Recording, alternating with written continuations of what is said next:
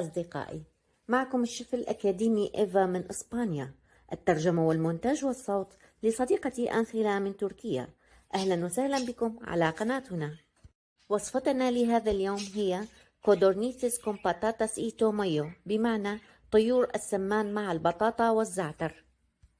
تعتبر لحوم طيور السمان من اللحوم ذات القيمة الغذائية العالية لاحتوائها على الفسفور والكالسيوم، والتي لها علاقة بالعناية بالعظام، ولها دور مهم أيضا وحيوي في علاج هشاشة العظام الناتج عن نقص الكالسيوم والفسفور في الجسم، كما ويعتبر علاج لمرضى الربو ولمن يعاني ضمور بالأوعية الدموية، بمعنى أن تناول هذا النوع من اللحوم له فائدة على الجهاز التنفسي. لذا رأيت أن أصنعها لكم، ومن ضمن وصفاتنا الصحية والمغذية والمفيدة، والتي هي محور معظم وصفاتنا على القناة.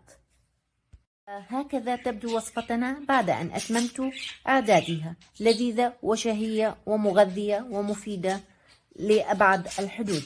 وقبل البدء بعمل الوصفة، متابعي قناتنا الكرام، لا تنسونا باللايك والشير والسبسكرايب تشجيعا منكم لنا على مجهودنا هذا أولا، وليصلكم كل ما هو جديد على قناتنا دون العناء والبحث عنه باليوتيوب. والآن أحبتي، هيا بنا لنرى كيفية تحضير هذه الوصفة المغذية مع بعض. باموس! والآن إليكم المقادير: 200 مليلتر مرقة الدجاجة، 200 مليلتر عصير تفاح، حلقة من تمر الهند، 4 طيور من نوع السمان، بهارات الكاري المشكل، عدد 1 ليمون، بهارات من الأعشاب بالكاري، صلصة الفلفل الحار الأصفر، حبوب من الفلفل الأسود، عدد 3 جزر، عدد 2 بصل، رأس كامل من الثوم، عدد 3 بطاطا، طماطم حجم صغير أي بيبي توماتس، فلفل أخضر، فلفل أحمر، وعلبة من عيدان الزعتر الطبيعي الطازجة. ها هي جميع مقاديرنا. والآن إليكم طريقة العمل. ها هي الطيور الثلاثة، طيور السمان. سنأخذ حبة من الليمون، نعمل على تقطيعها إلى نصفين، ومن ثم عصرها على الطيور هكذا، فهذا يعطيها مذاق لذيذ في الطهي.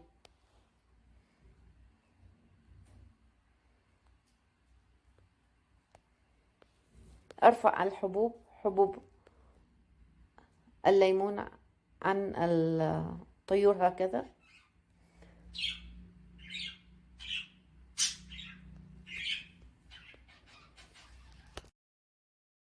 والآن سأضع عليها بهارات وأعشاب، بهارات من الأعشاب بالكاري هكذا.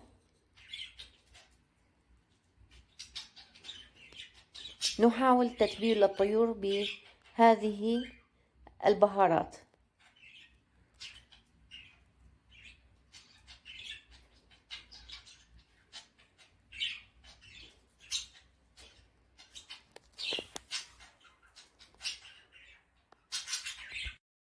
وها هي الطيور بعد أن تبلتها بالبهارات والليمون، سأضعها جانبا. في هذه الأثناء وضعت مقلاتين على النار. الآن سأضع ملعقتين من زيت الزيتون في المقلاة الأولى هكذا،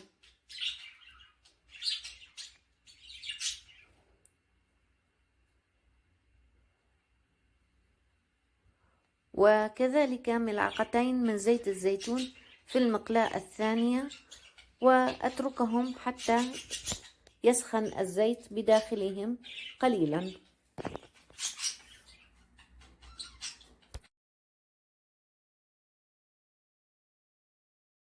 والآن سأعمل على تقشير البطاطا.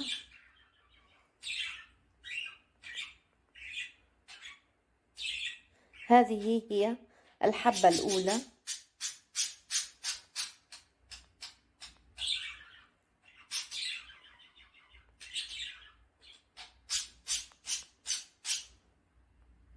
أكملتها. الآن سأقشر وأنظف الجزر. ها هي الحبة الأولى من الجزر، أنظفها هكذا.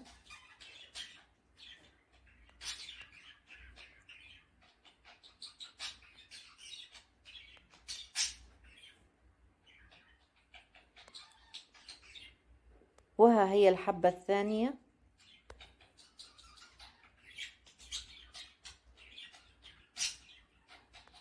وها هي الحبة الثالثة.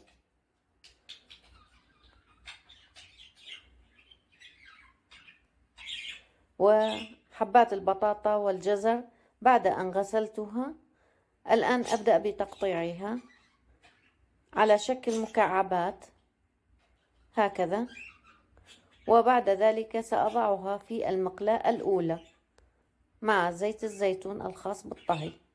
ها هو الحجم المطلوب.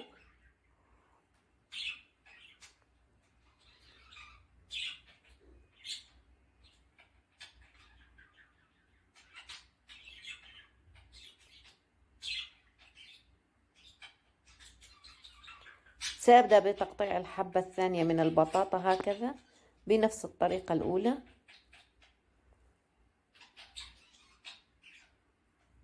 وضعها في المقلاة.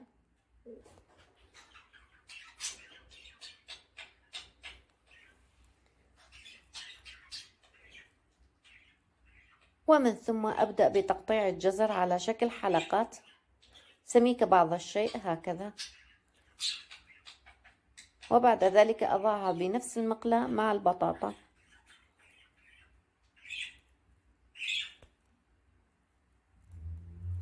هكذا. وكما ذكرت لكم في المقادير نستخدم 3 حبات من البطاطا. ها هي الحبة الثالثة، سأقشرها الآن وأقطعها على شكل مكعبات، ومن ثم وضعها في المقلاة مع الجزر وبقية البطاطا هكذا.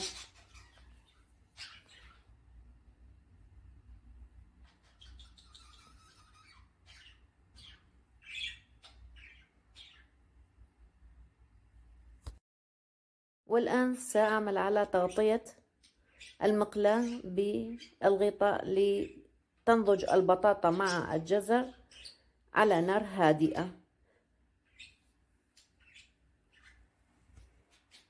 الآن أخذت حبة البصل الأحمر الكبيرة هذه، سأعمل على تقشيرها هكذا.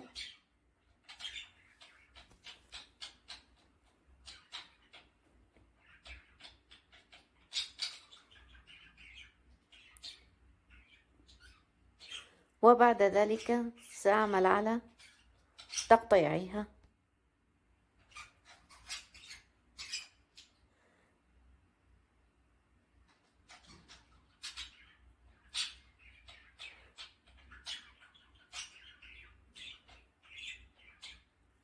البصل أيضا أقطعها على شكل مكعبات هكذا وأضعها في المقلاة الثانية.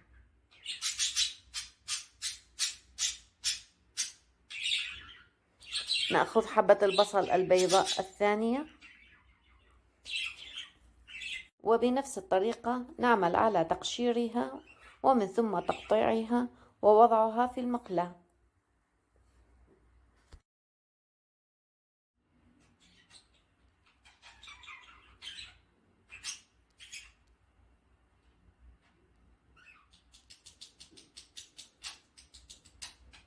هكذا.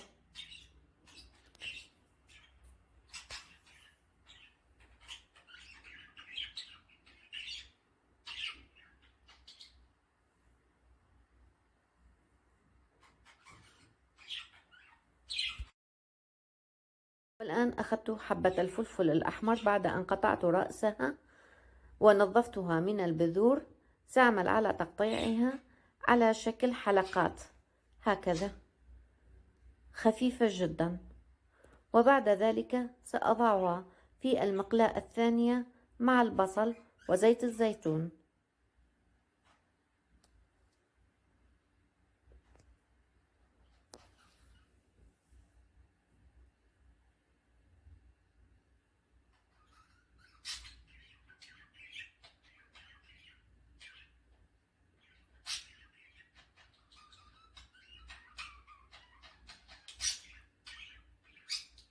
هكذا. والآن أخذت حبة الفلفل الأخضر، قطعت رأسيها، وبعد ذلك سأعمل على تنظيفها من البذور هكذا كما فعلت مع حبة الفلفل الأحمر. والآن سأبدأ بتقطيعها على شكل حلقات خفيفة جدا.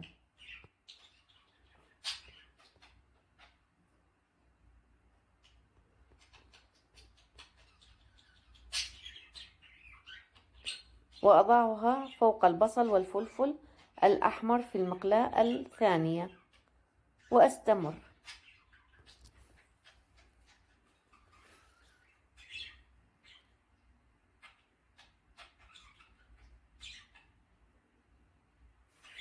هكذا. بعد ذلك سأعمل على تغطية المقلاة الثانية هكذا حتى ينضج ما بداخلها على البخار وعلى نار هادئة. في هذه الأثناء أخذت رأس الثوم المتكامل، سأعمل على تقشيره هكذا، وهكذا يبدو الثوم بعد أن أكملت تقشيره. الآن سوف أخذ الكاري بالأعشاب وأضع في كل من هاتين المقلاتين ملعقة كوب مملوءة هكذا.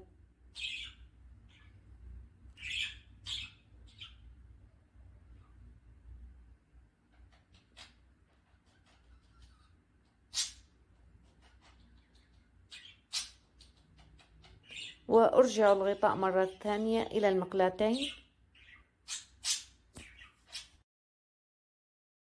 وها هي الطيور التي تبلتها بالليمون الحامض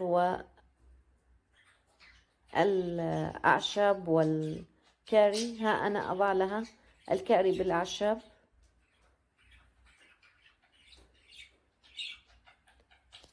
لتتشربها وتعطينا مذاق لذيذ عند الطهي.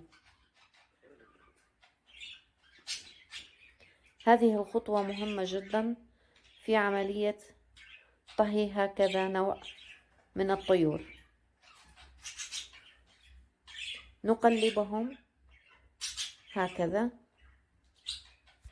الطيور وضعتها جانبا بعد أن تبلتها للمرة الثانية.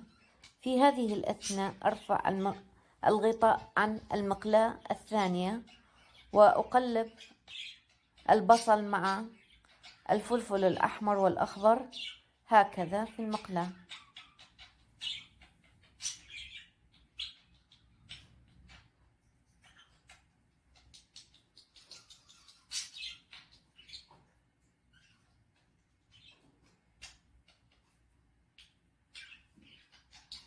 نستمر بالتقليب مدة 2 إلى 3.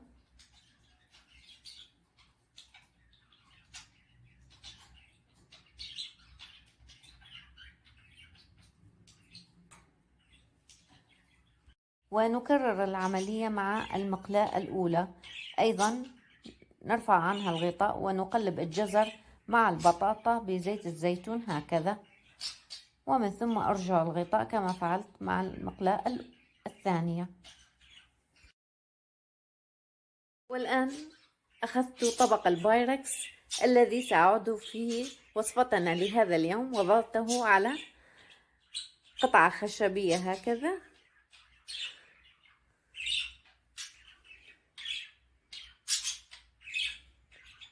سأضع الخضار المقلاة الأولى مع الثانية مع بعض هكذا،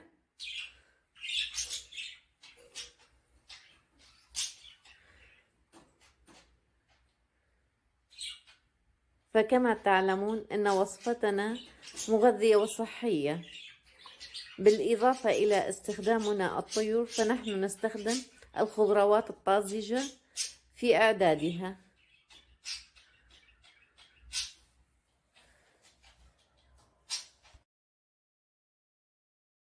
والآن سأضع الخضار في طبق البايركس هكذا،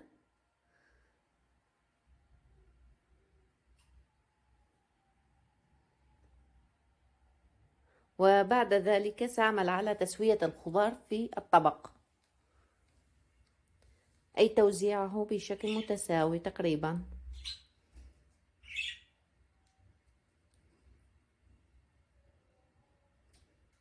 هكذا.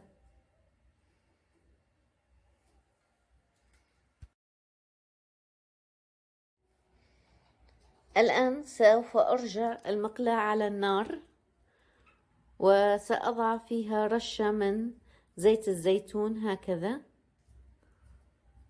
الخاص بالطهي،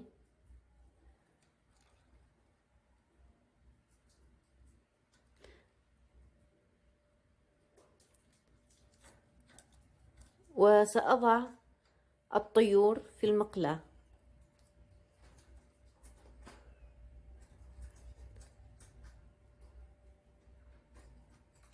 بعد تصفيتها من الليمون،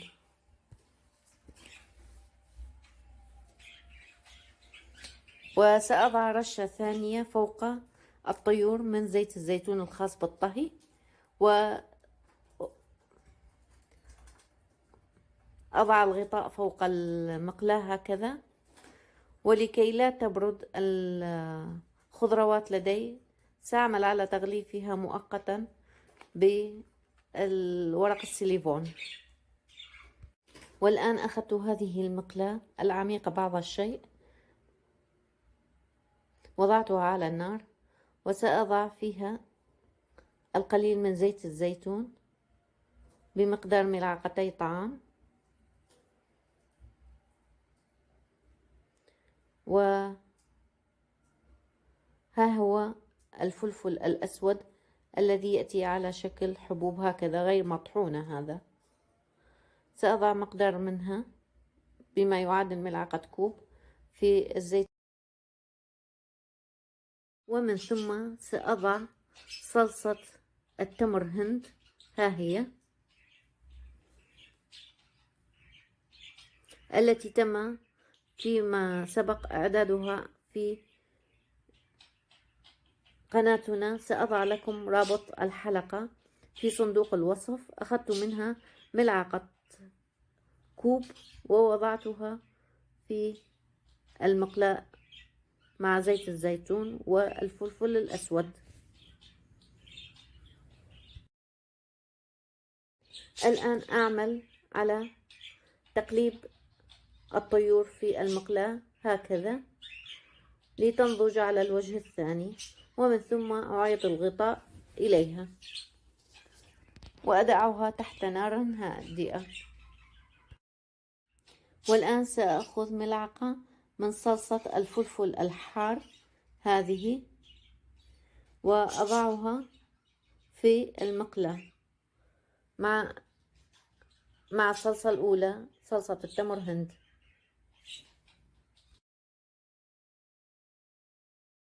والآن سأضع ملعقة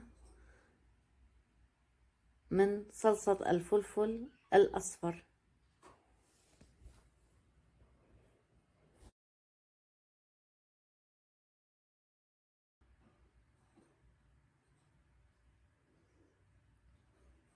وها هي صلصة الفلفل الحار الأصفر،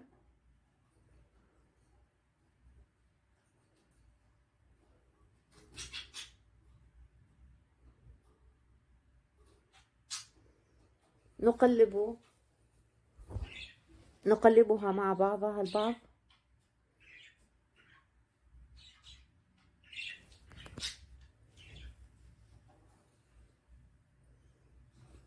على نار هادئة.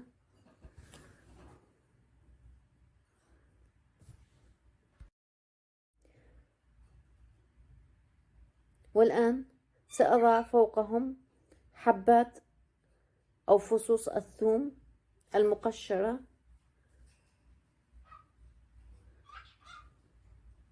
ونقلبهم مع الصلصة هكذا بزيت الزيتون. والآن سوف أخذ القليل من الملح وأضعه فوق الصلصة والثوم وزيت الزيتون ونقلبهم ونستمر حتى تتحمر معنا حبات أو فصوص الثوم. في هذه الأثناء أرفع الغطاء عن الطيور التي في المقلاة، لم تنضج بعد، أرجعتها على النار، وبمرور الوقت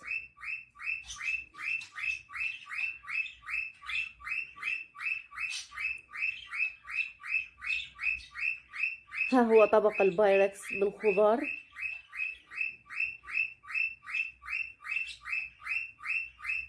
سأضع فيه الطيور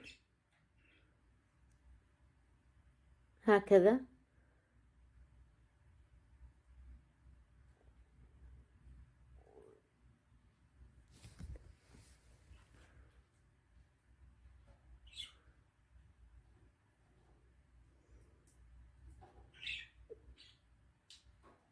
سأرجع ورق السيليفون لكي لا يبرد.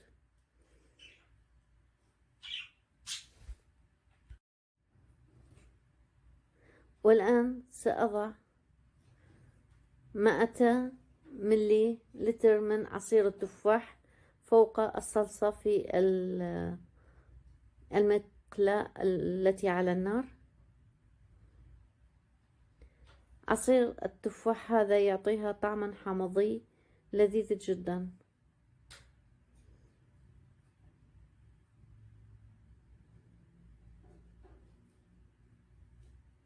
نحرك المحتويات مع بعضها البعض.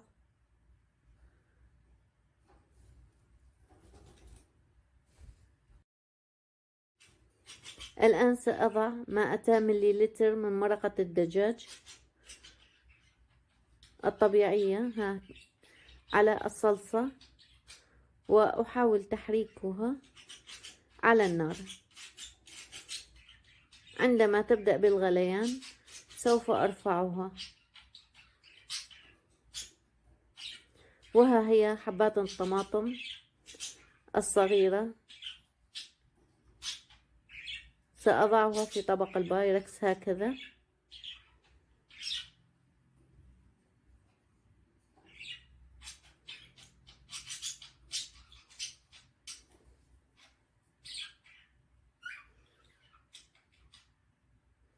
وأخيرا سأضع أوراق من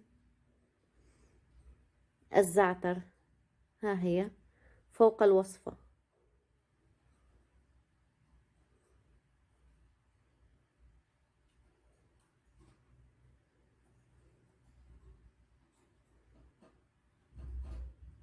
نحاول توزيع أوراق الزعتر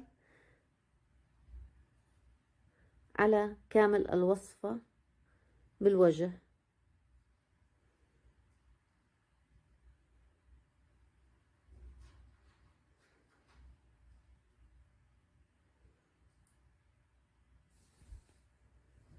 بعدها سأضع الصلصة في طبق البايركس ومن ثم أدخلها إلى فرن درجة حرارته 180 درجة مئوية على الرف الوسط والشعلتين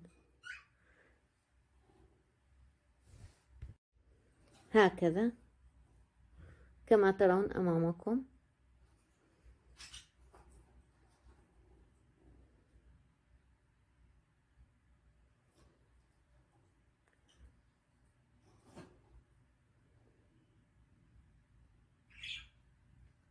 الآن سأدخلها إلى الفرن.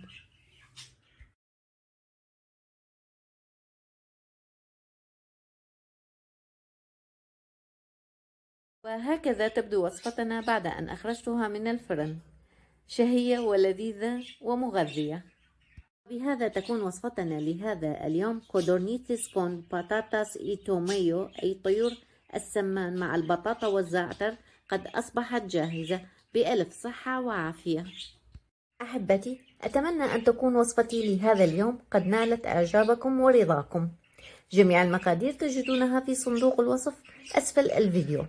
متابعي قناتنا الكرام، لا تنسونا باللايك والشير والسبسكرايب تشجيعا منكم لنا وعلى مجهودنا، ولتصل لكم جميع فيديوهاتنا أولا بأول دون العناء والبحث عنها في اليوتيوب.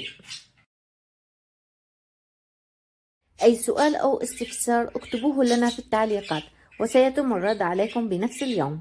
ننتظر تفاعلكم معنا. انتظروني في وصفة جديدة. كنت أنا معكم الشيف الأكاديمي إيفا من إسبانيا. استودعكم الله وأديوس.